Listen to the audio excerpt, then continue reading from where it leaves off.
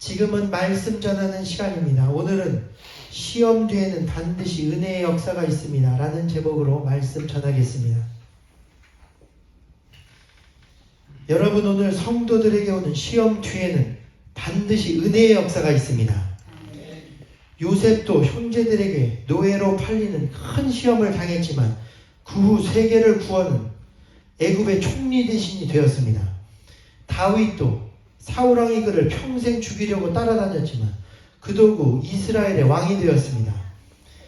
또한 초대교회 때도 젊은 청년 스데반이 순교하고 예루살렘에 있는 교회에 큰 박해가 있어 사도 외에는 다 유대와 사마리아 모든 땅으로 흩어지는 큰 환란이 임했지만 그러나 그 큰 부흥이 임했습니다.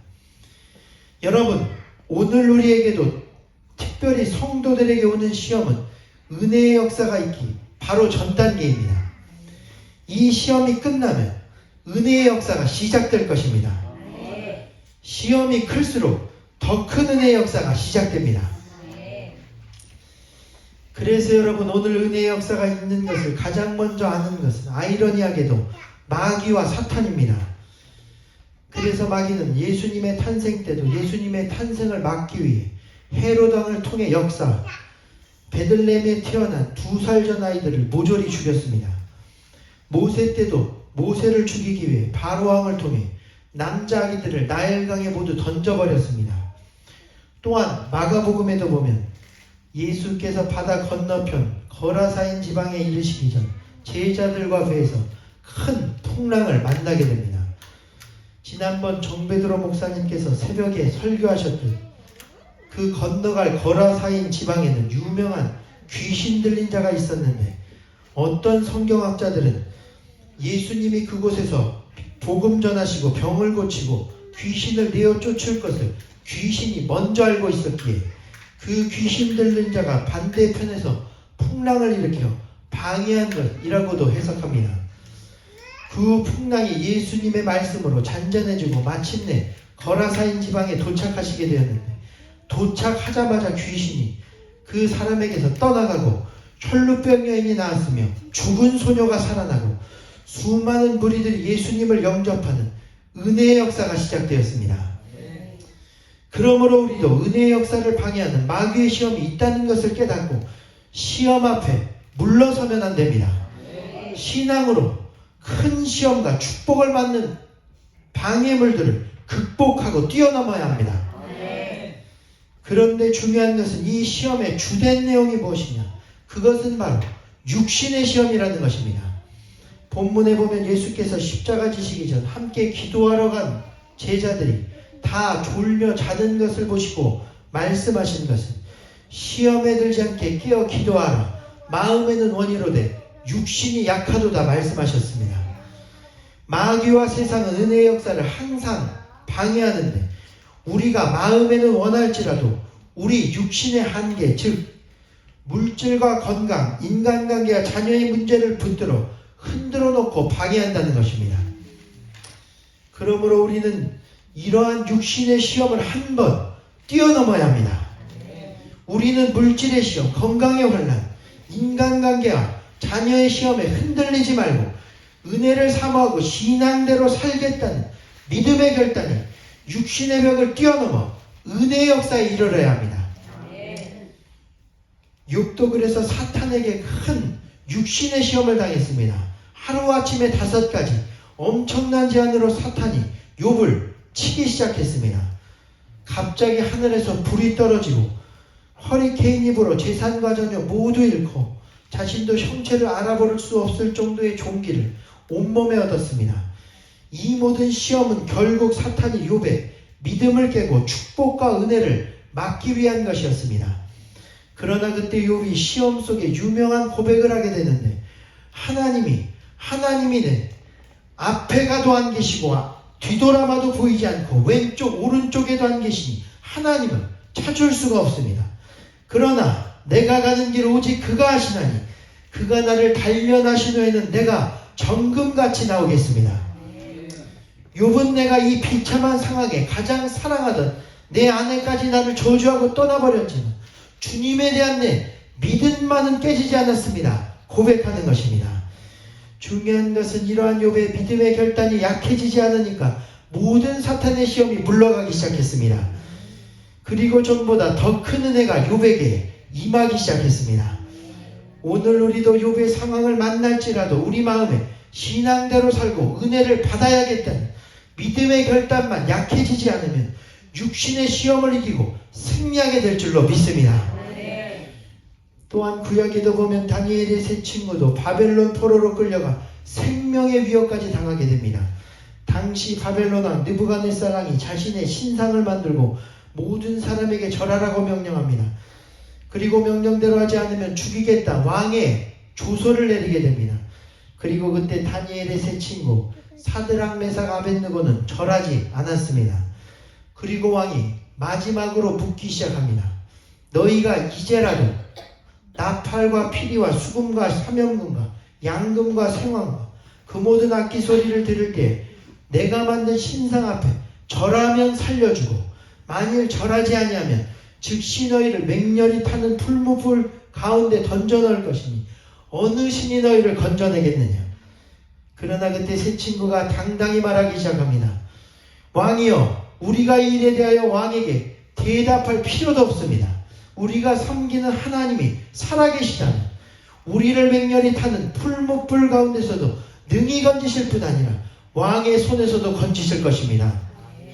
그리고 한 더 중요한 말은 그러나 그리 아니하실지라도 하나님이 우리를 구원하지 않으실지라도 우리는 왕의 신상들을 섬기지도 절하지도 아니할 줄을 아옵소서. 성경은 왕이 그 말을 듣고 분기가 가득했다 말씀했습니다. 그리고 명령하는데 평소보다 풀무불을 7배나 뜨겁게 하여 집어넣으라는 것입니다. 그리고 집어넣는데 얼마나 뜨거운지 끌고 간 병사가 타 죽을 정도였습니다.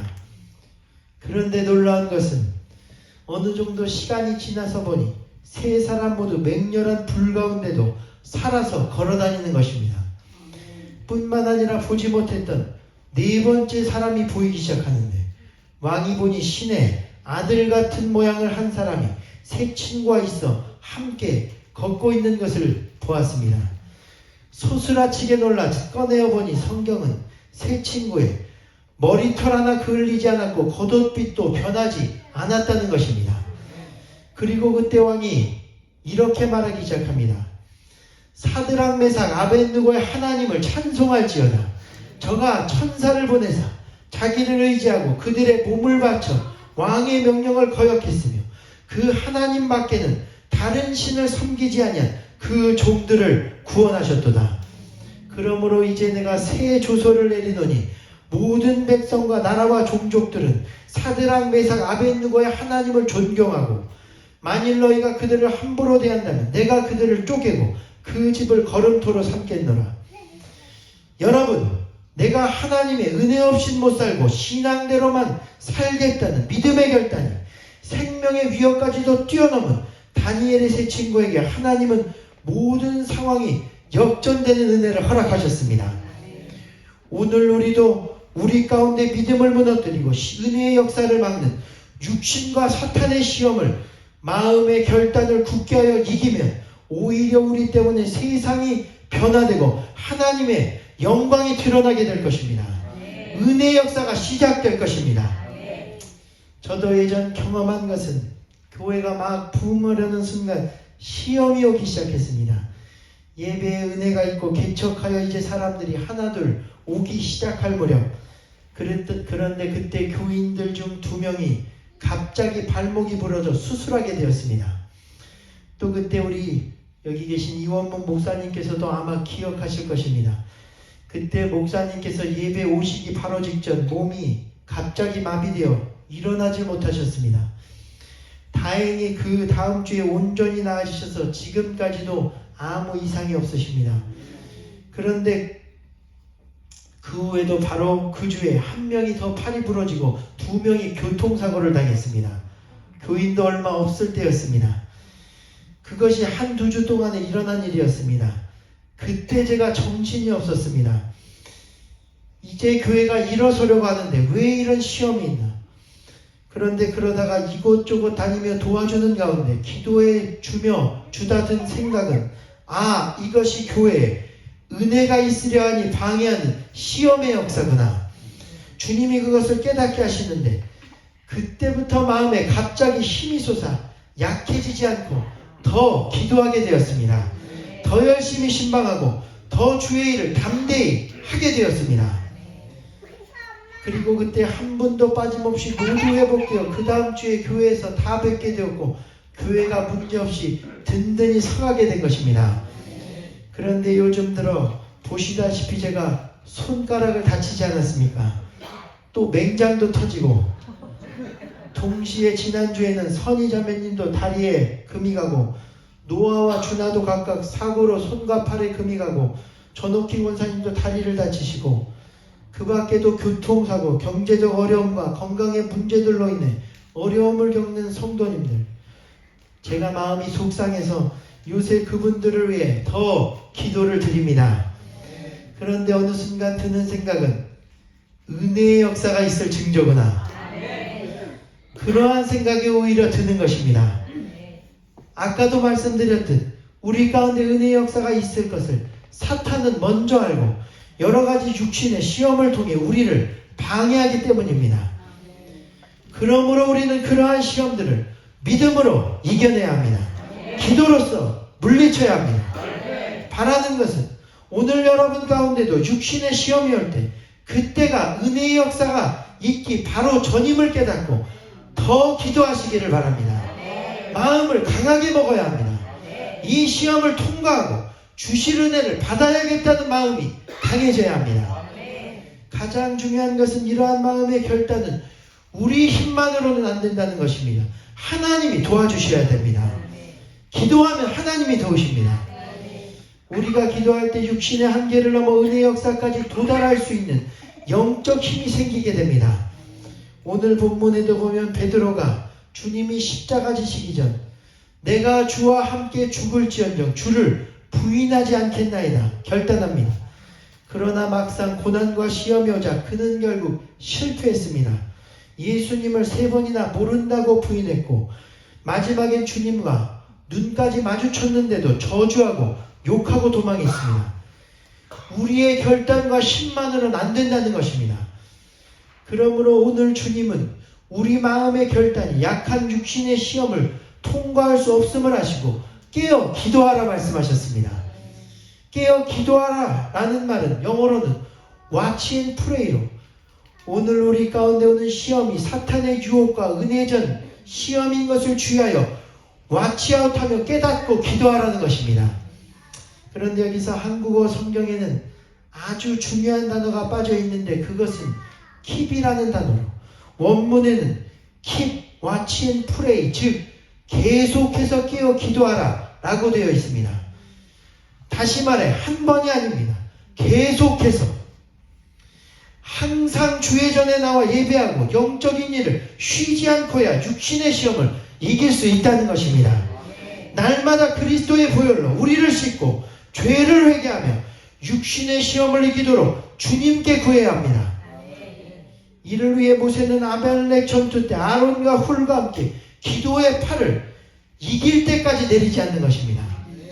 또한 욥도 그가 시험을 당하기 전 날마다 하는 일이 있었는데 그것은 사랑하는 그의 딸과 아들을 위해 잔치를 베풀고 그것이 끝날 때면 때마다 욥이 그들을 불러다가 성결하게 하되 아침에 일어나서 그들의 명수대로 예배를 드렸으니 이는 그 아들들이 혹시라도 죄를 범하여 마음으로라도 하나님을 욕되게 하였기 때문이라는 것입니다. 그렇습니다. 오늘 우리도 욥과 같이 모세와 같이 날마다 계속해서 기도해야 합니다. 우리 입에서 찬송과 기도가 끊이지 말아야 합니다.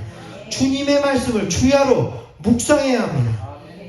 그렇습니다. 오늘 욥과 모세 다윗과 예수님까지도 이렇듯 영의 일을 계속하는 사람들이었기 때문에 무서운 시험 다 이기고 마침내 은혜의 역사로 들어가게 되었습니다. 오늘 우리도 예배의 자리에 함께 모여 깨어 기도하며 직장에서도 가정에서도 영적인 일을 날마다 계속해서 해나갈 때 주님이 육신의 시험을 이길 수 있는 마음의 강함을 허락하실 것입니다. 문제가 불러가고 은혜의 역사가 시작될 것입니다. 그러므로 오늘 시험 뒤에 은혜의 역사가 있을 것을 믿고 깨어 기도하며 영적 일을 계속해 나감으로 말미암아 시험을 이기고 은혜의 역사를 맞이하는 저와 여러분이 되시기를 이 시간 주님의 이름으로 간절히 축원드립니다. 이 시간은 거룩하신 하나님 다시 한번 찬양하신 후 기도하실 텐데 이 시간 모든 시험을 이기게 하여 주옵소서. 간절히 기도합시다.